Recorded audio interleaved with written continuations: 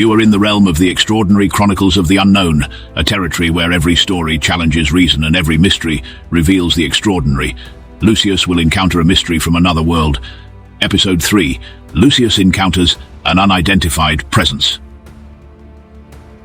In the previous episode, Lucius helped his friend Tommy free his parents from evil powers.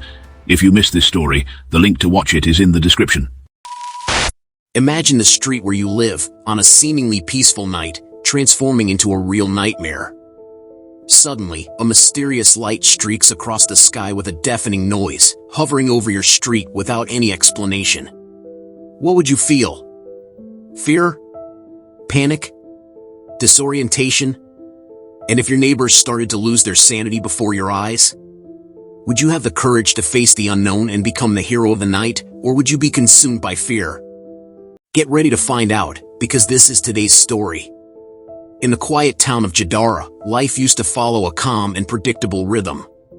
Valthorion Street, with its picturesque facades and well-kept gardens, was a haven of serenity where residents knew each other by name and shared stories of their daily lives. Lucius, a special 9-year-old boy, lived there with his family. His light brown hair fell smoothly over his large, curious eyes, reflecting the constant restlessness he felt. From a very young age, he perceived things others couldn't see, sensed invisible presences, and heard whispers no one else could hear. His paranormal abilities were both a gift and a curse, isolating him from a world not ready to understand his reality. It was a typical late afternoon, with the sun setting and tinting the sky orange and pink. Lucius was sitting on his porch, drawing in a notebook. His drawings were a portal to a world only he could see, strange figures, spiritual beings, and landscapes from another world. He used drawing to try to understand his visions, a gift that both fascinated him and filled him with an unknown mystery. But something strange was forming, an invisible presence that seemed to envelop the entire street. Lucius could feel this energy in the air, a sensation that made his hair stand on end. It was as if the very environment was changing its rhythm. A cold chill gripped his stomach, a growing anxiety that he couldn't control. With every heartbeat, the sensation of fear intensified, as if something unknown was about to be revealed. Inside the house, Therion, his father, was sitting in a comfortable armchair, reading the newspaper. His tired face and shadowed eyes bore emotional exhaustion.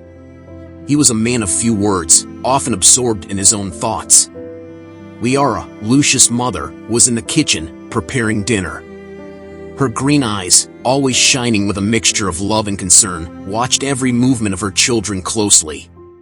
Silas, the middle brother, 7 years old, ran around the house with boundless energy, while Lorcan, the youngest, 5 years old, sat on the living room floor, playing with his toys but occasionally casting distrustful glances at Lucius. The family dynamic was complex. Therion, with his apparent indifference, Liara, with her constant worry, Silas, always loyal and affectionate, and Lorcan, with his distrust and insecurity towards his older brother. Lucius often felt isolated, a stranger in his own home. He always had a feeling of emptiness, as if something was missing inside him, a small chill in his stomach that never disappeared.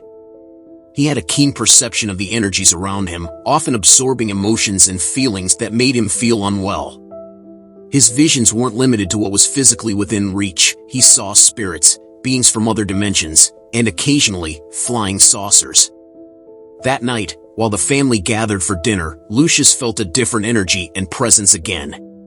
A feeling of unease took over him, something he couldn't explain but knew couldn't be ignored. The air seemed charged with a strange, almost palpable energy that made the hairs on the back of his neck stand up. The presence seemed to be something big, something spreading through the streets, a sensation he had never felt before. The anxiety in Lucius increased, coupled with fear and a chill in his stomach. He knew something was about to happen, something that would forever change the tranquility of Valthorion Street. Night fell over Valthorion Street, and dinner at Lucius' house was in full swing. The aroma of roast chicken with potatoes filled the air, mingling with the sound of conversations and occasional laughter. Outside, darkness began to envelop the neighborhood, while the lights from the houses shone softly, creating a cozy contrast with the growing shadow. Suddenly, an unsettling silence took over the environment. Lucius, who was distracted by his own thoughts, felt a shiver run down his spine. His heart started beating faster, as if anticipating something he couldn't yet comprehend. The air seemed denser, charged with an almost palpable electricity. He felt breathless, as if having a panic attack. He felt like he was going to faint, his hands sweating and his legs trembling. The pressure in his chest increased, making it difficult to breathe. Each attempt to inhale seemed insufficient, as if the oxygen around him was draining away. His hands were cold and sticky with sweat, his fingers trembling uncontrollably. The ground seemed to be moving under his feet. A sharp buzzing filled his ears, drowning out the sounds of the world around him. His vision started to blur, small black dots appearing in his peripheral vision. His stomach churned, a growing sense of nausea threatening to take over. He closed his eyes for a moment, trying to focus, trying to push away the panic enveloping him like an oppressive cloud. But the more he fought to calm down, the more the feeling of fear and discomfort grew. It felt like an invisible weight was pressing on his shoulders, forcing him to face a danger he couldn't see but knew was rapidly approaching. A flash of intense light cut through the sky, illuminating the night as if it were day. Seconds later, a deafening sound exploded through the air, reverberating through the streets and making the houses shake. The windows vibrated violently, threatening to shatter at any moment. The lights in the houses flickered frantically before going out completely, plunging Valthorion Street into deep and sinister darkness.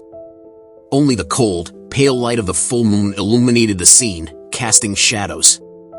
The blackout was so sudden it left the residents stunned, their eyes trying to adjust to the almost total darkness. Inside the houses, objects fell with the impact, creating immediate chaos. The sound of shattering glass echoed through the room, scattering bright fragments across the floor like tiny fallen stars. Imagine your street, when suddenly, an intense light and a deafening boom shatter the tranquility of the night. Immediately after, a complete blackout leaves everything in terrifying darkness. Would you believe that what's happening is just a coincidence? Or would your mind start racing with theories and fears, wondering what else is hidden in the darkness? After the deafening sound, a cacophony of terrified screams took over the neighborhood. Voices blended into a chorus of pure terror, reflecting the collective fear that permeated the air. People ran out of their houses, their faces pale with shock, their eyes wide open as if they had seen a ghost. Some held their children tightly against them, trying to protect them from the unknown. And then, as abruptly as it began, a sepulchral silence settled in. The world seemed to have stopped breathing. There were no more screams, only the distant sound of crickets and nocturnal animals, which seemed to continue their lives indifferent to human terror.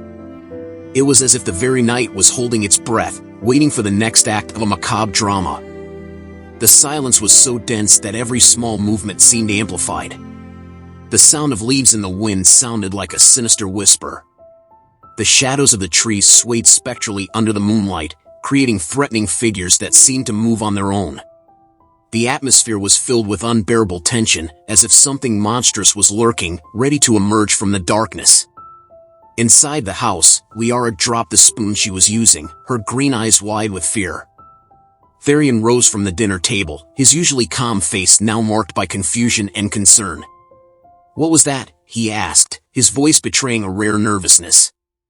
Lucius' brothers ran to their parents, screaming desperately. Silas clung to his mother's leg while Lorcan trembled uncontrollably, tears streaming down his face. Lucius felt a wave of adrenaline flood his body. His senses were on high alert, every sound and movement seeming amplified. He looked at his brothers. Silas, who was usually very active, now stood still, his eyes wide and mouth open in shock. Lorcan, the youngest, clung to a chair, his small body trembling with fear. Lucius, trying to control his own anxiety, realized he needed to be strong for his brothers. The street, which had once been a symbol of safety, now seemed like a horror movie. The lights flickered, casting frightening shadows on the house facades. The smell of smoke permeated the air, mixed with the plastic aroma of something burning. Residents emerged from their homes, murmuring and shouting unanswered questions, their faces pale and eyes wide with fear. What happened? Was it an attack? Did anyone see what that was? The voices blended into a chorus of fear and confusion, creating a desperate cacophony that echoed down the desolate street. Among the neighbors who had come out of their houses was Yane, wearing flower-patterned pajamas that fluttered in the night breeze. Her hair was disheveled, and she looked around with glazed eyes, as if on the verge of a nervous breakdown. Next to her, Mr. Alfred ran out wearing only his underwear, seeming to have fled from the bath in fear. His skin glistened under the moonlight, and he held a towel as an ineffective shield against the unknown. The sound of breaking glass and slamming doors echoed along the street as more people emerged from their homes, forming small groups of terrified individuals. Children cried, clinging to their parents' legs, their high-pitched screams piercing the already tension-filled air. "Is this the end?" a voice shouted, full of panic. "Are we all going to die?" The questions, laden with despair, floated in the air like specters of fear. The ground seemed to tremble slightly, an almost imperceptible vibration that heightened the sense of instability and impending danger. The street lights, which usually illuminated the street reassuringly, now cast long, distorted shadows that seemed to move on their own, as if invisible creatures were lurking in the darkness. The faces of the residents revealed expressions of pure terror. Eyes wide and moist with unshed tears. The environment was saturated with a sense of collective dread, a certainty that something terrible was happening. What had once been a place of serenity and familiarity had transformed into a nightmare scenario, where every shadow hid a threat and every sound was a harbinger of doom. Lucius, with his gift for sensing what others could not, knew this was not a common event. He felt the presence of something large, something spreading through the streets and enveloping the neighborhood in a cold embrace. The feeling of emptiness inside him intensified, transforming into overwhelming anxiety. His knees trembled, and he clenched his hands, trying to stay calm. He knew he needed to understand what was happening because his instinct told him this was just the beginning. Outside, in the street, the residents looked up at the sky, hoping to see something that could explain the phenomenon. But the night remained dark and silent, as if guarding its secrets. Some people began to cry, others screamed, trying to find logic in the chaos. The children, sensing the adults' panic, started crying too, their voices adding an extra layer of despair to the environment. Suddenly, a soft bluish light appeared on the horizon, moving slowly towards Valthorion Street. The glow illuminated the terrified faces of the residents, revealing wide eyes and gaping mouths of shock. Lucius felt the chill in his stomach intensify, a mixture of fear and fascination. The presence he felt seemed not to be something earthly. It was something that defied comprehension, something beyond what he had ever experienced. Some neighbors tried to contact the police but discovered that communication had been cut off, further increasing the sense of isolation and despair. Lucius, still feeling the chill in his stomach and overwhelming anxiety, watched his neighbors' reactions closely. He noticed every detail, from the terrified expressions to the whispers of fear. Yane, still in her pajamas, looked at the sky with wide eyes, her breathing rapid and shallow. She trembled with fear, unable to comprehend what had just happened. "What was that?" she repeated, almost like a mantra, her voice trembling. Beside her, Mr. Alfred, still in his underwear, was pale as a ghost, his eyes fixed on the horizon, watching the blue light approach. "I am the director of a large company. How can this be happening to me?" he shouted, his voice filled with disbelief and despair. Yane, a renowned psychologist, was equally disoriented. "How could the light just go out like that? This is impossible. Psychology doesn't explain this," she exclaimed, her voice almost hysterical. This scene revealed how, in the face of the unknown, even the most rational people could lose control and behave irrationally.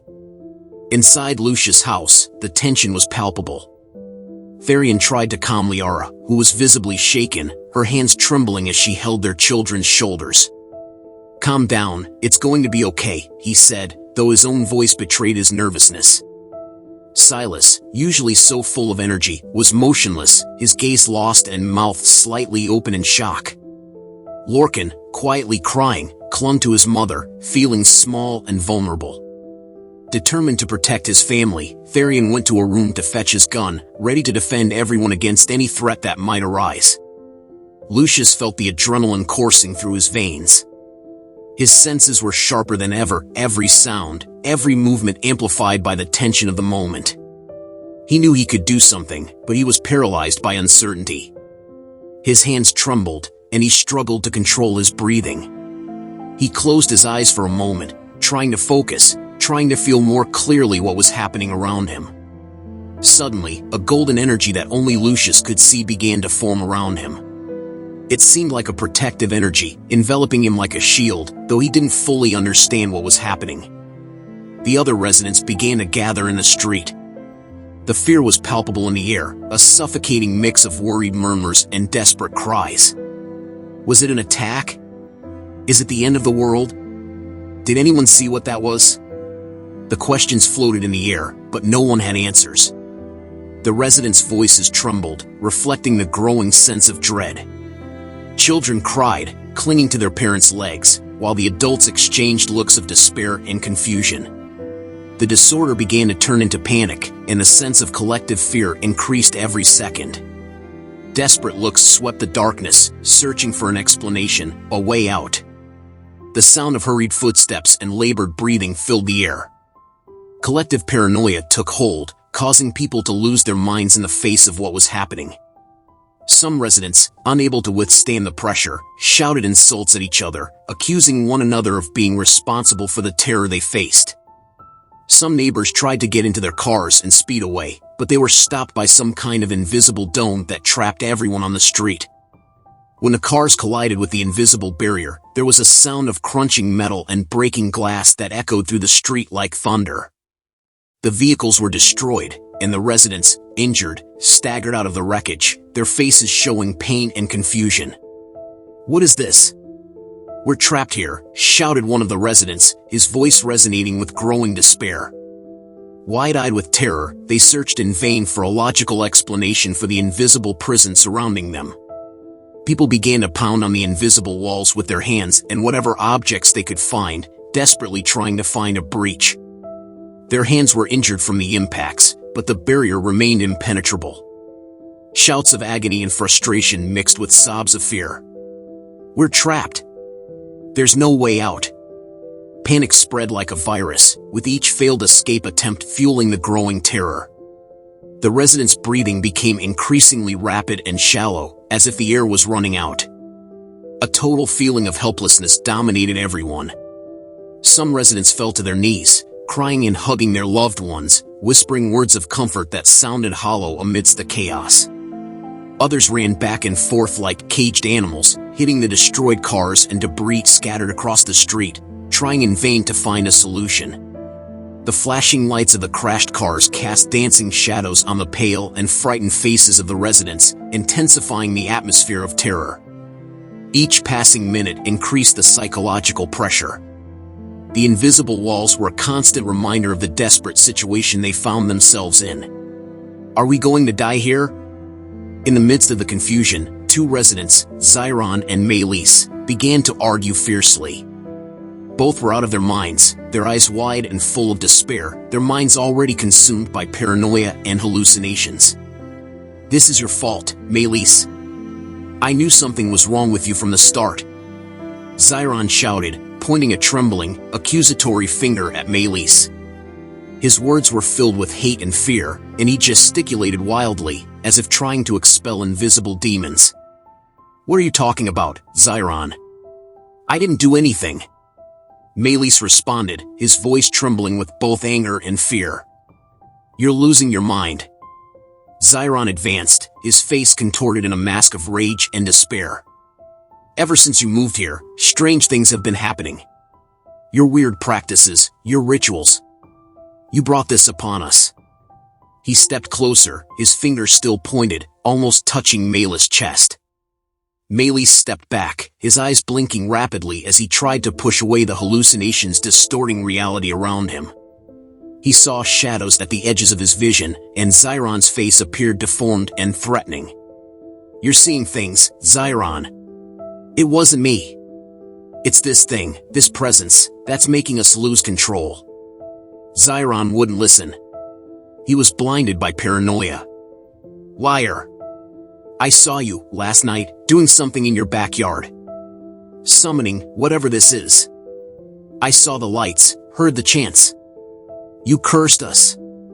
Zyron's accusation pierced Malus' mind, bringing his own fears and hallucinations to the surface. He remembered hearing voices in his ear during the night, voices telling him he was guilty, that he had brought the curse. He shook his head violently, trying to rid himself of the thoughts. No. I was just trying to protect us all. It was a prayer to ward off evil. Zyron laughed, but there was no humor in his laugh, only despair. Protect? You cursed us. Admit it. You want us all to die here. Zyron's words cut Malus like blades. He felt his own control slipping, his mind fragmenting under the weight of guilt and fear. I didn't mean to. I just wanted to help. He shouted back, tears streaming down his face. Zyron's image wavered in his vision, transforming into a demonic figure, his eyes glowing with an evil fire. The tension between the two reached its peak. In a fit of madness, Zyron pushed Malus with all his might, causing him to fall to the ground. Malus fell heavily, feeling the pain spread through his body, but the physical pain was nothing compared to the mental torment he was experiencing. You'll pay for this, Malus. I won't let you destroy our lives. Zyron advanced, fists clenched, ready to attack. Malus, with his mind clouded, saw Zyron as a mortal threat. He quickly got up, trying to defend himself. Stay away from me, Zyron. You're crazy. The other residents, who had been merely watching, now tried to intervene, but the widespread panic kept them at a distance.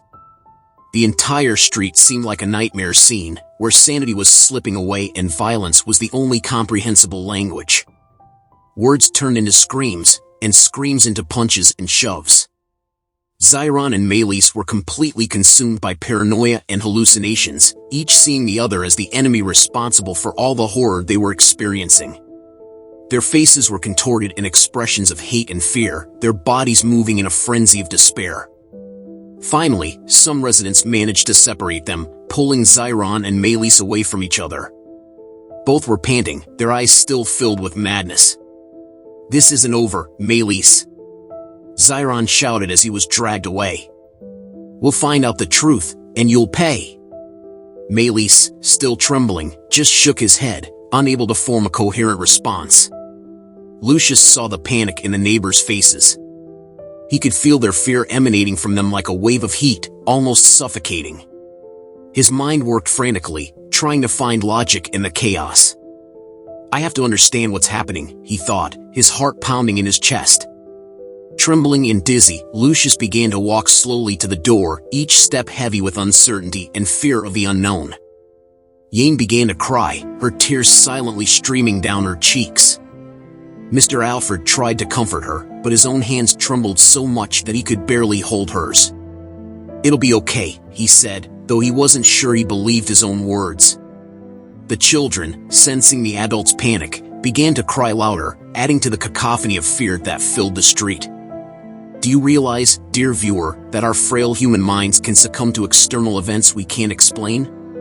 We think we are fortresses, but we are more fragile than we imagine. And what if, amidst the darkness and chaos, you were confronted with the unknown? Suddenly, the blue light Lucius had seen on the horizon began to move faster, like a snake of energy slithering across the sky, approaching Valthorion Street. The strong glow cast long, sinister shadows, deforming the contours of the houses and creating grotesque figures that seemed to move on their own. The beam of light pulsed with an almost supernatural intensity, illuminating the terrified faces of the residents, whose eyes reflected pure fear. Lucius felt his stomach churn, a mix of fear and fascination taking over his body. Every fiber of his being screamed to run, but he was paralyzed, like a deer caught in headlights. He felt that the light was not something from Earth. As the light approached, its glow intensified, turning night into an artificial and frightening day. The high-pitched sound the light emitted was nearly deafening, a frequency that seemed to pierce everyone's minds, driving them to the brink of madness. The noise reverberated in Lucius' bones. The air around Lucius seemed to vibrate with static electricity, making his hair stand on end and his skin tingle. Every breath was a struggle, as if the very air was impregnated with the alien presence of that light. His eyes burned from the brightness, tearing up and blinking rapidly in a futile attempt to protect themselves from the almost unbearable glow. The residents screamed, their cries blending with the high-pitched sound of the light in a symphony of terror. Some people fell to their knees, clutching their heads as if trying to fend off an unbearable pain. Others ran aimlessly. Lucius, however, was fixed in place, his body trembling uncontrollably. He felt like a magnet drawn to the light, unable to look away.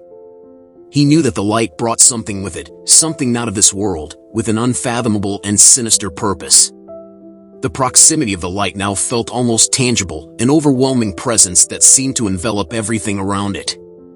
The high-pitched sound intensified, turning into a continuous siren that made his teeth ache and his skull vibrate.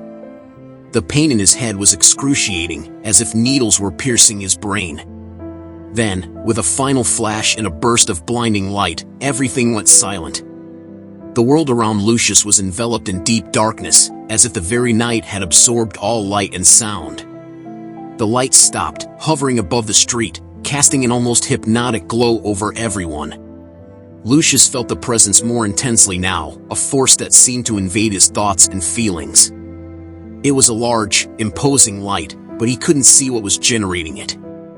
The high-pitched sound was constant, nearly driving everyone mad.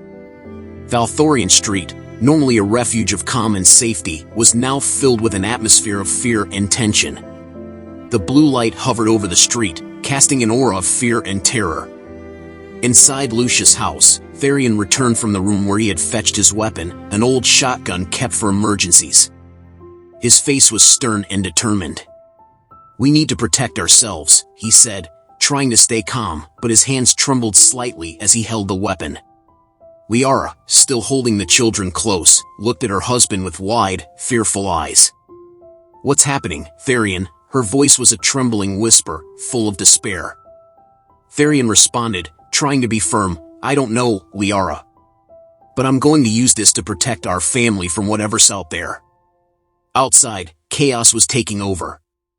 Some neighbors tried to find a rational explanation, while others were completely dominated by panic. Yane, still in her pajamas, paced back and forth, incoherently murmuring about the end of the world. Although she was a renowned psychologist, the situation was beyond any rational comprehension. "The end is near, we're all doomed," she said, her voice filled with despair and madness. Mr. Alfred, with a pale face and wide eyes, shouted that it was all a government plan, that they were being used as guinea pigs. "It's a conspiracy. We're being tested," his voice echoed with growing hysteria. The destroyed cars on the street added a macabre touch to the scene. The smell of spilled gasoline and the sound of broken glass under people's feet made the scenario even more apocalyptic. The injured groaned in pain, some with cuts and bruises, while others were in a state of shock, unable to process what had happened. The sight of cars smashed against the invisible barrier only intensified the terror and the feeling of imprisonment. Lucius, in the midst of that chaos, felt the golden energy around him pulsating, almost like a beating heart. He didn't fully understand what it meant, but he knew he needed to use that protection somehow. His mind was racing, trying to process all the emotions and sensations around him. He could feel the neighbor's fear as if it were his own, each emotion amplified by the tension of the moment. The residents began to divide into small groups, each trying to protect their loved ones. But distrust was in everyone's eyes. "They're conspiring against us," someone whispered. "We can't trust anyone." Fear turned paranoia into an invisible monster, fueling violence and disorder. Two neighbors, Mr. Alfred and another man named Carlos, began to argue violently. Carlos accused Alfred of hiding something. "You know more than you're saying," he shouted, advancing aggressively. Alfred, with wide eyes of fear, raised his hands in defense. "I don't know anything. Please, believe me." But the words fell on deaf ears, and the argument soon turned into a physical fight, with punches being thrown and cries of pain. Lucius watched everything with a mix of horror and fascination. The golden light around him seemed to react to his anxiety, shining more intensely. He knew he needed to act, but fear paralyzed him. He felt torn between the need to protect his family and the urgency to discover the truth behind that mysterious phenomenon. The escalation of paranoia was transforming Valthorion Street into a scene of despair and distrust. Every sound, every movement amplified the collective fear, and the atmosphere was charged with an almost unbearable tension. The residents, already gripped by panic and paranoia, now found themselves trapped in a vicious cycle of distrust and accusations. Yane, the renowned psychologist who now seemed on the verge of a nervous breakdown, turned to her neighbor, Mr. Alfred. "You knew about this, didn't you? You always knew," she shouted, her voice trembling and full of despair. Mr. Alfred, still shaken, just shook his head in denial. "You're crazy, Yane. I don't know anything." But the words had no effect. Yane's mind was already consumed by paranoia.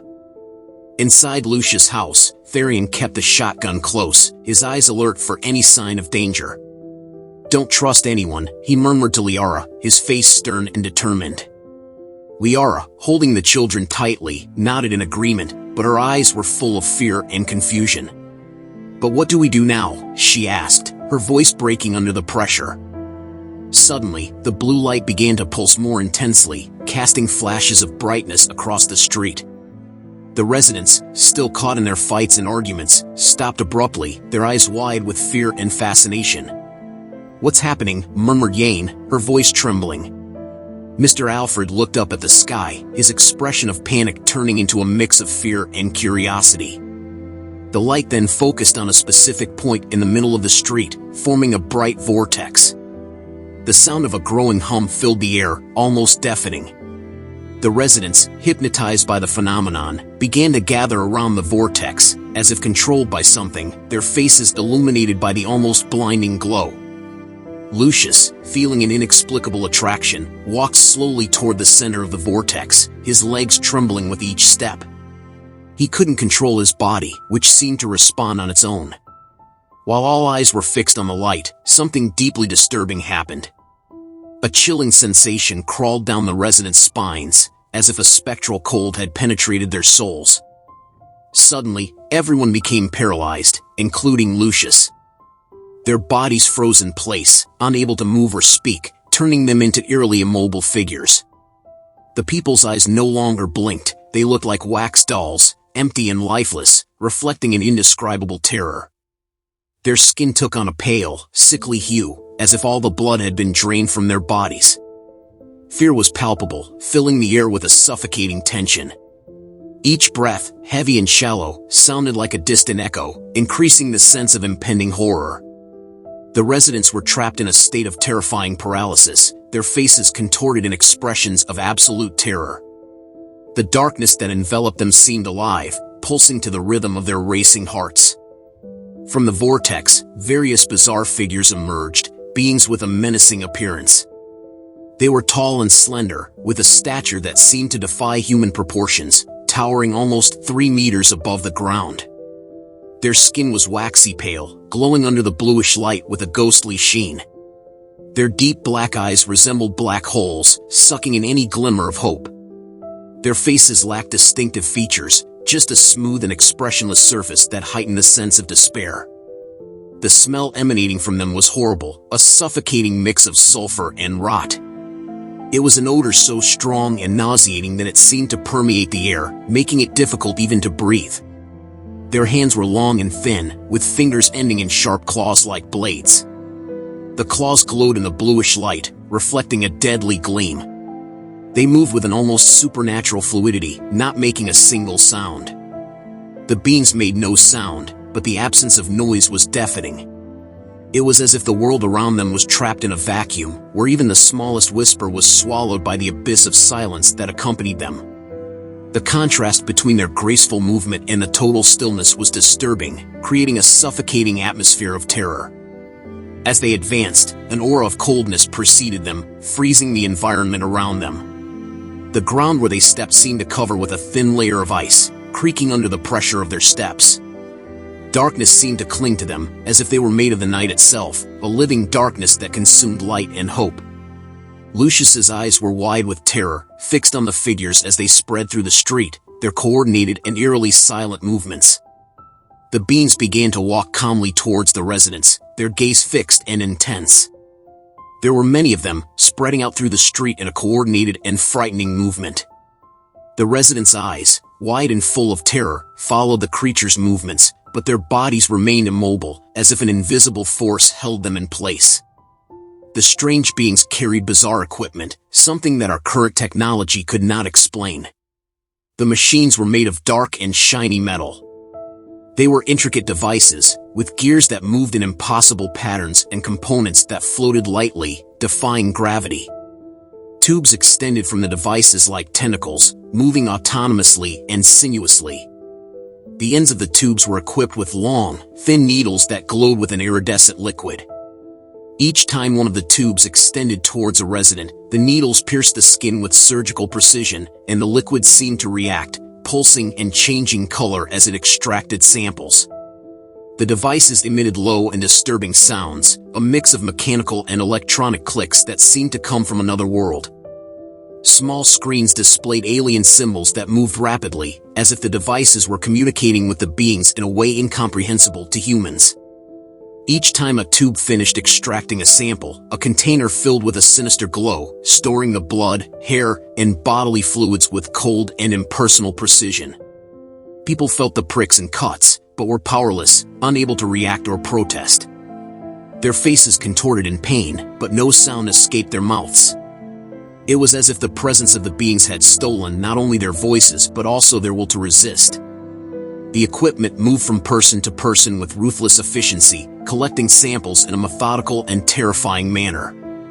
The tubes seemed to snake through the air with a malevolence of their own, hesitating for a brief moment before piercing the resident's flesh, as if savoring the anticipation of the pain they would cause. Each extraction was accompanied by a slight hiss, the sound of the liquid being sucked and stored. The residents' eyes widened in horror, but remained glazed and empty, unable to fully comprehend what was happening to them. The sensation of horror and helplessness was overwhelming. The alien equipment, with its metallic tentacles and pulsing lights, was the embodiment of cold, inhuman technology, designed to cause pain and extract the maximum amount of information from human bodies. When the beings approached Lucius, something extraordinary happened. The golden aura around him glowed intensely, creating an impenetrable barrier. The beings were confused, their black eyes reflecting the light of the barrier. They tried several times to approach, but were repelled by the energy. Lucius, although paralyzed, felt the protection of the light and a strange sensation of power.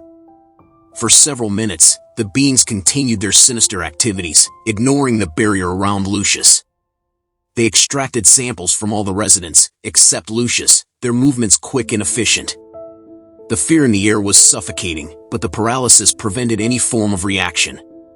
Finally, the beings began to retreat, returning towards the bluish light. They carried their samples, their gazes still fixed on the paralyzed residents. They entered the vortex, disappearing as suddenly as they had appeared. The light dissipated, and the paralysis that held the residents in place was undone.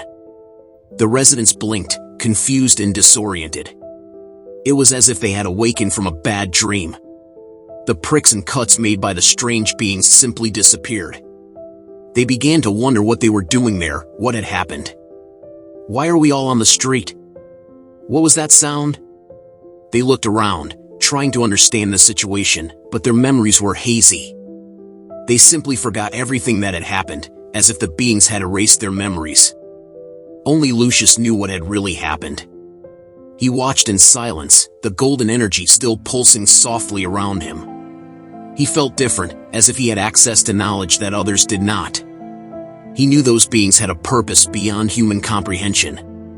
The residents of Valthorion Street, still stunned and disoriented, began to slowly return to their homes. It seemed that the surreal and terrifying event that had just occurred did not exist. Their expressions of confusion and forgetfulness were evident as they murmured to each other, trying to find logic in the recent chaos. What were we doing here? What happened? What are these broken cars, these injured people? What happened? The questions hung in the air, but no one had answers. As each person crossed their doorstep, the feeling of normality began to envelop the environment again. The lights of the houses turned on again, and life on the street began to resume a quieter rhythm, as if nothing extraordinary had happened. However, there was one person who could not erase the memory of what really happened that night. Lucius watched the neighbors return to their homes with unsettling knowledge. He knew that night had been real, that the sinister beings and the bluish light were not products of his imagination.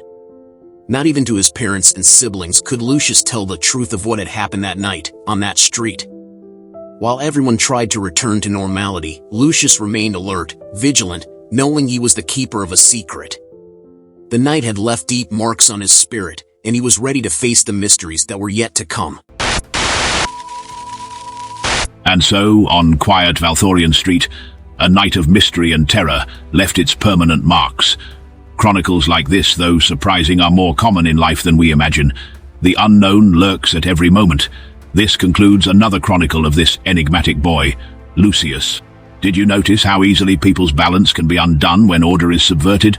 Do you think you have total control over your life? If you enjoyed this story, like and subscribe to our channel for more chronicles of the unknown. Until next time, and remember, the light always prevails, but it is not always easy to find.